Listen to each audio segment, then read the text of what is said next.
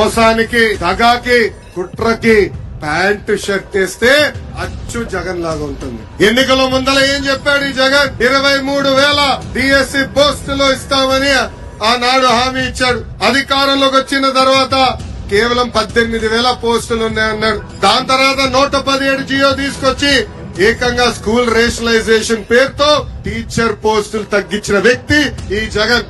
ఇప్పుడు కరెక్ట్ గా ఎన్నికలు వస్తున్నాయి. యువతలో యువకలం మొదలైంది. అందుకే ఇప్పుడు నామమాత్రంగా 6,000 పోస్టులు ఇస్తానని ముందలగెళ్తున్నాడు. ప్రజలందరూ ఆలోచించాలా.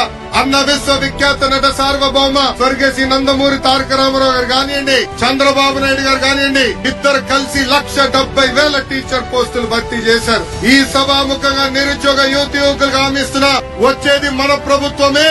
ప్రతి సంవత్సరం డిఎస్సి మేము ఏర్పాటు చేస్తాం.